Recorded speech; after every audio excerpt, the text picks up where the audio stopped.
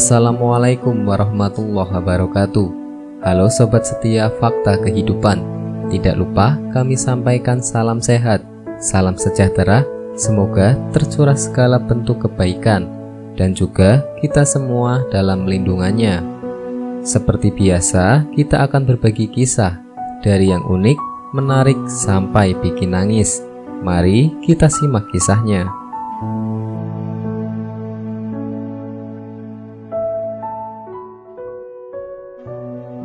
Kisah nyata. Inilah 5 golongan orang yang rajin sholat, tapi malah masuk neraka. Awas ibadah sia-sia. Sholat 5 waktu merupakan perintah wajib bagi umat Islam. Namun, tahukah kamu bahwa ada beberapa golongan yang justru masuk neraka, meski mereka rajin sholat? Mari simak kisahnya. Sholat merupakan amalan umat Islam yang pertama kali dihisab di hari penghakiman.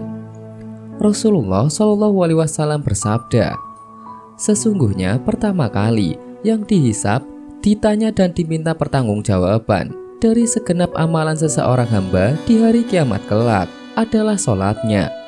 Bila sholatnya baik, maka beruntunglah dia, dan bila mana sholatnya buruk, sungguh kerugian menimpanya. Hadis riwayat Tirmizi. Terlebih lagi di era saat ini, mulai banyak orang yang dengan mudahnya meninggalkan sholat karena berbagai hal duniawi. Padahal orang yang sholat pun belum tentu masuk ke dalam surga. Bahkan ada beberapa golongan yang justru malah masuk neraka meski mereka rajin sholat. Lalu golongan-golongan seperti apa yang meski rajin sholat namun tetap bisa masuk neraka? Berikut 5 golongan orang yang rajin sholat namun tetap masuk neraka. Yang pertama, orang yang sholat tapi percaya dukun. Golongan yang pertama ialah mereka yang sholat namun tetap percaya dengan dukun. Sebab dengan percaya dengan dukun berarti kamu melakukan perbuatan syirik yang masuk ke dalam dosa besar.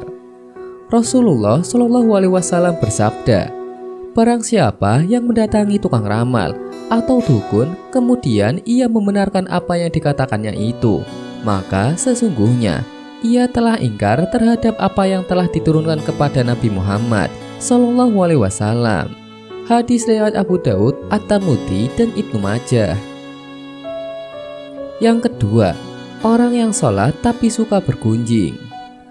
Allah Subhanahu wa Ta'ala berfirman dalam Al-Quran surat At-Mudaththir ayat 41-48 yang artinya, apakah yang memasukkan kamu ke dalam sakar atau neraka? Mereka menjawab, kami dahulu termasuk orang-orang yang mengerjakan sholat, dan kami tidak pula memberi makanan orang miskin, dan adalah kami membicarakan yang batil bersama orang-orang yang membicarakannya, dan adalah kami yang mendustakan hari pembalasan hingga datang kepada kami kematian. Maka tidak berguna lagi bagi mereka syafaat dari orang-orang yang membiarkan syafaat. Quran Surat Al-Mudaththir ayat 42-48. Dalam ayat ini, salah satu penyebab orang masuk neraka adalah karena suka membicarakan keburukan orang lain. Orang yang rajin sholat namun suka bergunjing kejelekan orang lain, maka ia akan ditempatkan dalam neraka sakar. Yang ketiga, orang yang sholat tapi mengabaikan anak yatim. Orang yang sholat tapi mengabaikan anak yatim masuk ke dalam golongan orang-orang yang mendustakan agama. Hal ini sudah diterangkan dalam Al-Quran surat Al-Ma'un. Mereka yang enggan menolong orang miskin dan mengabaikan anak yatim masuk ke dalam orang-orang yang celaka dan akan masuk neraka. Na'udzubillah min dzalik. Yang keempat, orang yang sholat tapi berdusta.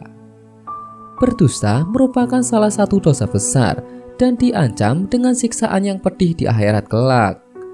Terlebih lagi, kini kebohongan tampaknya sudah menjadi kebiasaan di kalangan masyarakat. Padahal sekecil apapun, sebuah kebohongan akan tetap dianggap sebagai dosa besar. Untuk itu, apabila lisannya suka berbohong, maka sholat ibadahnya akan sia-sia. Hal itu diterangkan dalam Al-Quran surat An-Nahl ayat 105. Yang kelima, orang yang sholat tapi minum minuman keras. Minum minuman keras yang dimaksud adalah sejenis yang memabukkan. Minuman semacam ini sangat dilarang oleh agama Islam. Sayangnya kebanyakan orang yang sholat belum bisa terhindar dari minuman keras atau khamr. Rasulullah Shallallahu Alaihi Wasallam mengatakan bahwa setiap minuman keras adalah induk dari segala macam kejahatan. Itulah 5 golongan orang yang rajin sholat namun tetap masuk ke dalam neraka. Semoga kisah di atas bisa menjadi pelajaran kita semua. Sekian, wallahu a'lam bishawab.